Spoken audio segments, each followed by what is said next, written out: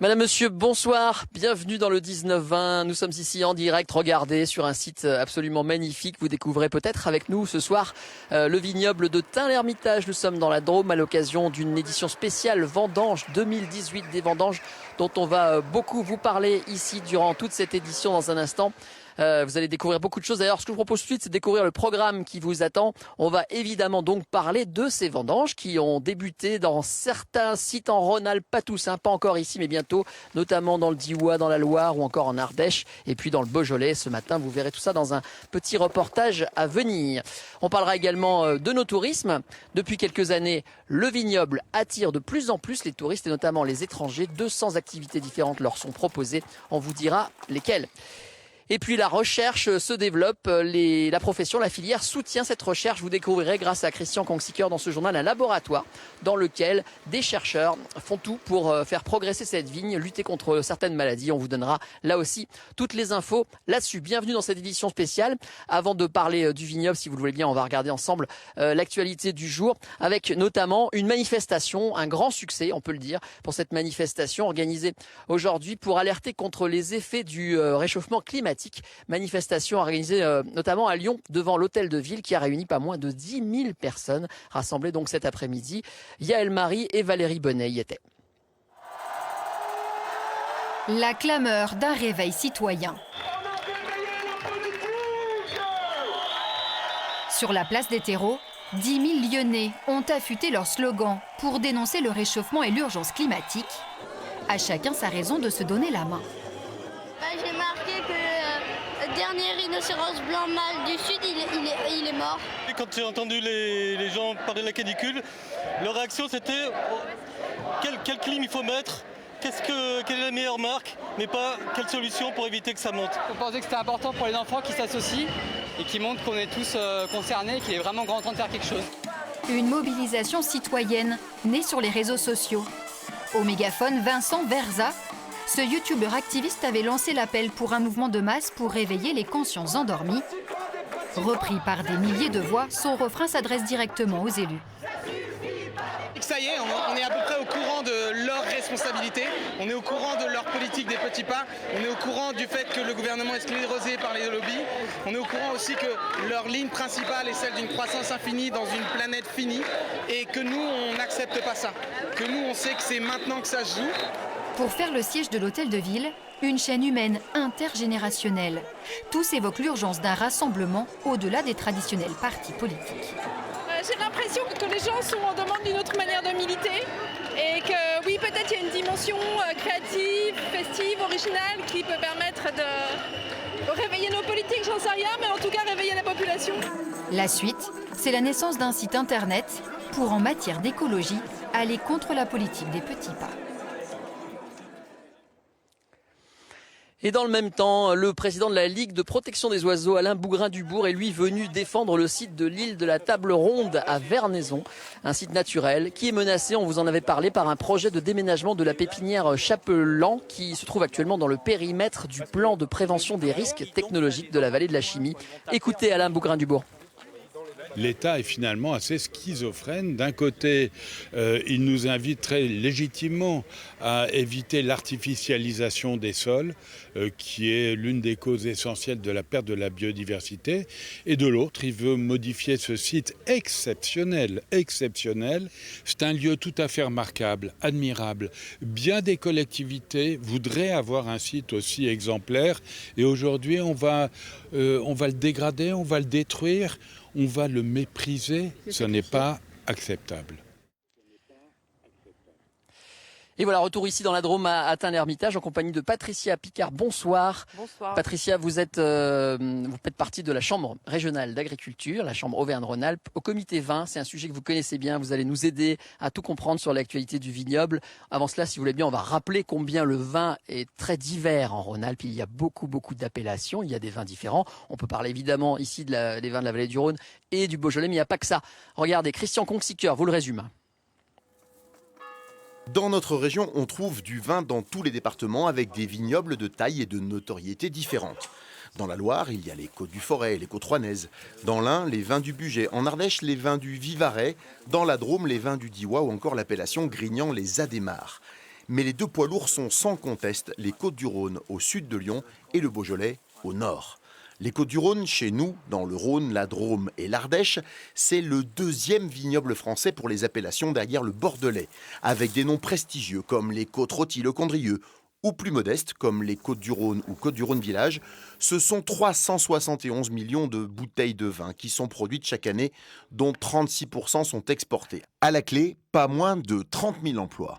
Côté Beaujolais, la production annuelle moyenne est de 170 millions de bouteilles avec 40% des ventes à l'exportation. Un phénomène qui se renforce d'année en année, en particulier pour les crus du Beaujolais, plus 11% en 2017 aux États-Unis, plus 36% en Belgique et plus 91% en Chine. Et justement, dans le Beaujolais, nous y allons tout de suite, puisque ce matin, vous étiez peut-être avec nous à midi, nous avons commencé à suivre les vendanges du côté de Régnier-Durette avec Daniel Pajonc et surtout avec Jean-Paul Savard. Reportage. Ici, ce n'est pas la machine, c'est toujours la main de l'homme qui récolte le raisin. On dit que c'est avec de bonnes gens qu'on fait un bon vin. Un vendangeur polonais affirme que le travail n'est pas difficile quand le patron n'est pas mauvais. It's not hard, and the good people here and good patron. Il y a vraiment une bonne ambiance. Ouais, il y a une super bonne ambiance, ouais. Entre tous, même avec les Polonais. On parle pas la même langue, mais on se comprend et on rigole bien. Le Beaujolais perpétue la tradition d'un vignoble qui sait recevoir, y compris et surtout ses vendangeurs, lesquels en sont aussi un peu les ambassadeurs. Mais il lui a fallu effacer l'image réductrice de la fête des vins primeurs dont il fut l'inventeur. On a une nouvelle génération de sommeliers, de consommateurs qui sont absolument sans a priori, et des consommateurs étrangers également qui sont dans cette configuration et qui reviennent au Beaujolais, qui aiment la qualité de nos produits. Aujourd'hui, la consommation du monde va dans le sens de vins plutôt fruités, plutôt ronds, faciles. On est exactement au cœur du sujet en Beaujolais et le cépage Gamay nous le permet. Donc aujourd'hui, tous les clignotants sont ouverts pour nous. Les vignerons savent faire le vin. Le vendre est un autre métier. L'Inter-Beaujolais suit avec intérêt l'expérience de 40 petits producteurs qui se sont dotés d'un service commercial commun, le groupement Terroirs Originels. Je prends l'exemple des États-Unis, à Terroirs Originels. On a installé un jeune commercial, évidemment, qui maîtrise très bien la langue américaine et qui va aller former les sommeliers à expliquer ce qu'est le Beaujolais. Parce que, vous voyez, le Beaujolais, on est connu dans le monde entier pour le Beaujolais nouveau. Mais finalement, la région est méconnue. Déjà, la beauté des paysages. J'ai des vendangeurs qui arrivent pour la première fois et disent « Mais qu'est-ce que c'est vallonné, qu'est-ce que c'est beau ?» Moi, je pense, et j'en suis sûr, c'est le plus beau vignoble du monde. Désormais, le Beaujolais met en valeur ses crus faits main, et certains sont des grands crus. Donc un Beaujolais très présent, les Côtes-du-Rhône, les vins de la vallée du Rhône, encore plus là où nous nous trouvons d'ailleurs, c'est le cas. Nous sommes, je le rappelle, au fief de Gambert, juste devant les vignes qui sont magnifiques, qui attendent juste d'être vendangées. Ça fait beaucoup de vin, de quantité. Patricia, est-ce que ça veut dire que cette région, Rhône-Alpes, pourrait devenir la première région viticole de France ? Alors pour le moment, on est la 4e en termes de quantité. Cependant, en diversité et en richesse, on a une carte unique. Donc à ce niveau-là, on pourrait imaginer devenir la première région viticole. C'est un objectif atteignable. Si on raisonne, non en termes de quantité, mais en termes de qualité, de diversité d'appellation. En tout cas, on a déjà beaucoup de richesses et on va y revenir, et notamment en termes d'emploi, enfin tout ça, on va évidemment détailler tout ça. Mais ce que je vous propose avant, c'est de retrouver Christian Kongsiker, qui est également avec nous ce soir, avec Laure Crozat. Ils ont passé, eux, la journée pas très loin là-bas, du côté de la cave de Tain. Ils ont découvert pas mal de choses, ils ont des choses à nous faire connaître. Christian, bonsoir, une question toute bête. Une fois que le raisin est cueilli, que devient-il ?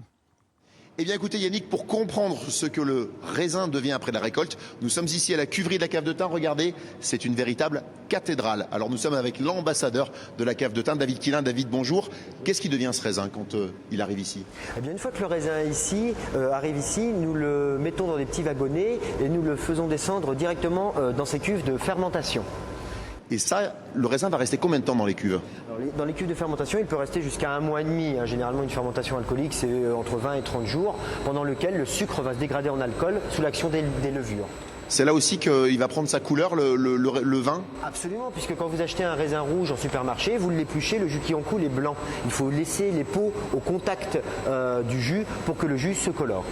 Alors, jusqu'à 1 mois et demi ici dans les cuves, et puis après ça va partir au vieillissement. Mais ça, c'est une autre histoire, on vous en parle tout à l'heure avec David.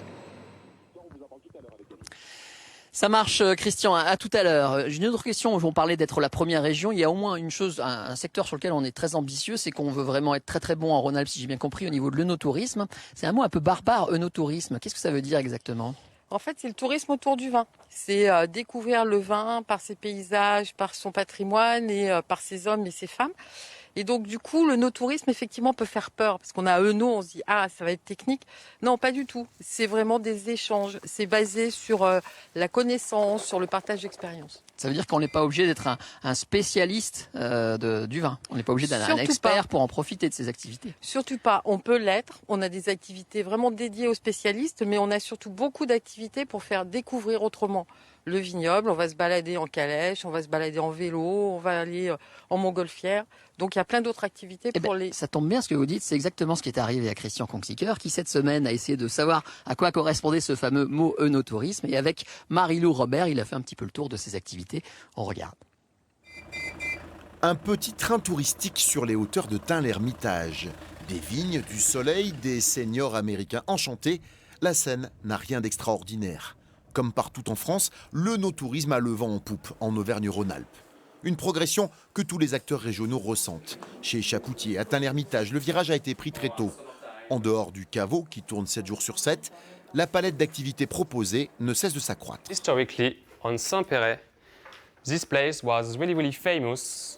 On a l'école M. Chapoutier, qui a été créée déjà dans les années 2000 maintenant, donc qui requiert les ateliers et les séminaires. On fait à peu près 60 ateliers par an, environ 150-180 séminaires par an. On a aussi toute la partie gîte, donc on a 6 gîtes en tout, dont un hameau de gîte maintenant qui peut accueillir jusqu'à 25 personnes. Et on a aussi toute la partie visite et réception, donc qui permet en fait de proposer à nos clients des visites de vignes, des dégustations au bar ou en salle privative avec un de nos sommeliers. Pour les vignerons, le tourisme autour du vin est un levier de développement. À Grignan, le domaine de Montine propose des gîtes avec piscine, mais aussi des repas ou des sorties thématiques comme des pique-niques dans les vignes. On découvre complètement autre chose et puis ça nous fait sortir un peu du quotidien, dodo, boulot. Là, on est très bien, il faut le dire, hein, entre amis, on est au paradis. C'est vrai qu'on est très très bien. Bonjour. Alors ça se passe bien? Vous passez un bon moment? Je pense en fait que quand les gens viennent vous voir au domaine, à la propriété et qui partagent un moment avec vous, qui découvrent le domaine, comment sont faits les vins, qui découvrent dans le paysage dans lequel sont faits les vins. C'est ça, je pense, qui donne une autre âme à nos vins. Un supplément d'âme, mais aussi de revenus, puisque sur cette exploitation, le tourisme et la vente directe représentent désormais 40% du chiffre d'affaires. In vino veritas, ou plutôt in œnotourisme veritas. Voilà, des ambitions fortes au niveau de l'œnotourisme. Je crois que ça n'a pas échappé à la région Auvergne-Rhône-Alpes qui vous soutient. Vraiment, vous voulez devenir là, cette fois-ci, pour le coup, les meilleurs. Oui, l'ambition, c'est de devenir la première région œnotouristique en 2025. Et pour ce faire, on a structuré toute la profession, professionnaliser l'offre et surtout la faire connaître. Et effectivement, la région Auvergne-Rhône-Alpes nous encourage et accompagne en fait les entreprises à se développer et à communiquer en faisant des actions plutôt régionales et pour faire connaître vraiment l'offre œnotouristique sur tout le territoire. Bon, ben on nous souhaite en Rhône-Alpes de devenir le numéro 1. Parlons un peu de l'emploi. C'est un métier, on l'a vu, pas toujours facile. Moi, je l'ai vu cette semaine parce que je suis venu un petit peu regarder les vendanges par ici. Quand c'est en coteau, c'est très difficile. Est-ce qu'on trouve facilement du personnel pour faire ce travail? Pas du tout. C'est un des gros aspects négatifs en fait de ces vendanges. C'est effectivement nos amis du Beaujolais disaient qu'ils avaient un certain nombre d'habitués qui revenaient. Cependant, quand on est sur des coteaux en pente, le travail est extrêmement difficile, donc on a beaucoup de mal à trouver de la main-d'œuvre. Est-ce que les machines peuvent remplacer les hommes à terme? On est en train d'essayer de trouver des machines qui vont être aptes à travailler dans les vignobles en pente. Même en pente? Oui, et donc on a la Moselle ou des régions italiennes qui ont développé ce genre de matériaux. On va retrouver Christian, qui est toujours pas très loin d'ici. Hein. C'est à quoi? C'est à 5 minutes quand on se promène, c'est sympa à découvrir, du côté des caves de Tain. Et Christian, on va lui demander exactement ce qu'il fait là-bas. Que se passe-t-il? Qu'allez-vous nous montrer, Christian? Eh bien, pour parler de vieillissement de vin, mon cher Yannick, nous sommes ici dans le chai d'élevage de la cave de Thym, qui date dans cette partie de 1933. Sur l'ensemble du bâtiment, environ 2500 fûts de bois. David, le bois, c'est essentiel pour faire vieillir le vin? Ah oui, absolument. Il nous faut du bois, et qui plus est du bois de chêne notamment, avec différentes tailles au niveau des fûts de chêne. Ici, nous sommes dans la cuverie où nous utilisons des pièces bourguignonnes, 228 litres, et nous avons une autre partie où nous utilisons des fûts de 400 litres. Tout dépend de ce que vous voulez apporter au vin. Ces fûts peuvent être réutilisés? Alors absolument, ces fûts sont réutilisés. On parle non pas en années, mais on parle en vin. On utilise ces fûts jusqu'à 3 vins. Mais évidemment, vous aurez moins de matière tannique neuve et donc des matières tanniques un petit peu plus souples, un petit peu plus rondes. En fonction de la durée de vieillissement? En fonction de la durée de vieillissement également, on peut aller jusqu'à 18 mois, voire 20 mois sur nos grands ermitages. Eh bien, après le vieillissement en fût, il y a la mise en bouteille et il y a le vieillissement en cave. Ici, je peux vous dire, mon cher Yannick, que c'est le saint des saints, mais chut, c'est un secret. Voilà, on quitte le Saint des Saints et on revient ici au milieu des vignes. Patricia Picard, on parlait des gens qui viennent comme saisonniers pour faire les vendanges. Parlons un peu des patrons, des vignerons. On a un petit peu expliqué à midi que c'était des surhommes ou des surfemmes. On peut dire que ce sont des chefs d'entreprise qui n'ont pas le droit à l'erreur finalement. Absolument. La particularité, c'est la vendange. C'est une fois dans l'année. Donc c'est ça qui va assurer en fait le chiffre d'affaires et l'activité de toute l'entreprise pendant un an. Donc c'est vrai que en plus de toutes les qualités qu'on demande à un chef d'entreprise classique, il y a toute cette connaissance en fait de la réussite du produit qui est indispensable et qui est vraiment spécifique à cette profession. Je sais que vous dites souvent que les femmes sauveront le vin car elles sont de plus en plus précises et attachées à ce domaine et à cette culture, c'est vrai ? C'est vrai. Ça tombe bien parce qu'on va découvrir une super femme, comme vous dites, une chef d'entreprise, une vigneronne. Elle travaille à Curnier. C'est sa 9e vendange déjà parce qu'elle est tombée là-dedans quand elle était petite, comme on dit. Et c'est un portrait signé Hugo Chaplon et Nicolas Ferraud. On regarde ensemble ce portrait. Donc là, on est sur ma parcelle de Viognier. Donc c'est la première vigne que j'ai replantée en 2011 exactement. L'heure des vendanges approche sur cette parcelle. Sylvia Test contrôle la maturité des grappes pour décider d'une date. À 34 ans, la jeune femme s'apprête à récolter son 9e millésime. Fille d'agriculteur, son choix de carrière lui semble être une évidence. Le vin, c'est vrai que c'est très complet de A à Z, de la plantation de la vigne jusqu'à la commercialisation aux consommateurs. 5 hectares appartenaient à sa famille, 5 autres ont été plantés par la jeune entrepreneuse. Son père récoltait pour la coopérative, mais Sylvia a décidé de produire son propre nectar et s'en est donné les moyens. BTS viticulture, diplôme d'œnologie et école de commerce, viticultrice, bac+5. On n'est plus du tout dans le milieu agricole où on disait t'es pas allé à l'école, tu vas faire paysan quoi. Aujourd'hui, je pense qu'il faut justement être allé à l'école quand même pour faire agriculteur. Donc oui, c'est vrai que ça nuit pas. Parce que c'est très complet et il faut pouvoir s'adapter. En fait, dans une journée, on va faire 20 trucs différents. Aujourd'hui, le domaine de Sylvia Test est rentable et son abnégation lui donne raison. 50 000 bouteilles ont été produites l'an dernier et la jeune viticultrice continue d'investir pour grandir et parier sur l'avenir. Retour ici au fief de Gambert, à Tain-l'Hermitage, avec un soleil qui se couche tout doucement sur les vignes qui nous entourent. Patricia, parlons de la recherche, ça fait un moment que je l'annonce, donc on va le dire.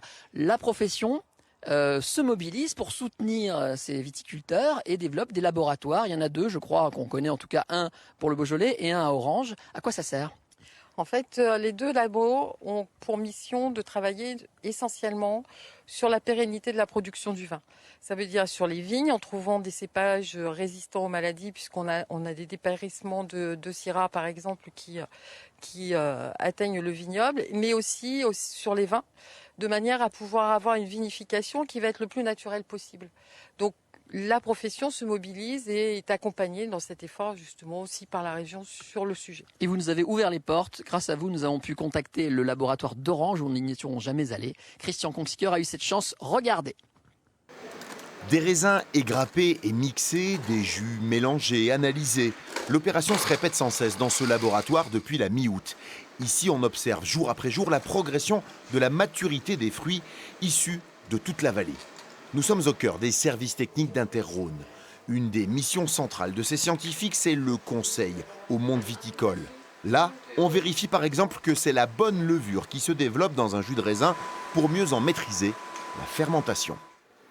Les technologies nous permettent de déterminer s'il y a présence de micro-organismes d'altération. Et donc là, c'est vraiment des techniques qui sont très utiles à notre époque et qu'il n'y avait pas forcément il y a quelques dizaines d'années, où on va pouvoir suivre et traquer, on va dire, les micro-organismes d'altération pour éviter les problèmes sur les vins, pour que le vin reste bon. Recherche appliquée aux problèmes concrets des acteurs du vin, recherche fondamentale aussi avec des micro-vinifications expérimentales ou encore des essais de croisement de variétés de raisins.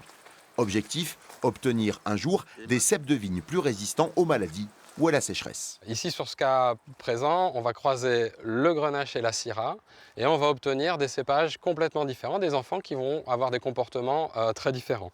Ici, par exemple, on voit que le croisement de 2 cépages rouges peuvent donner du raisin blanc.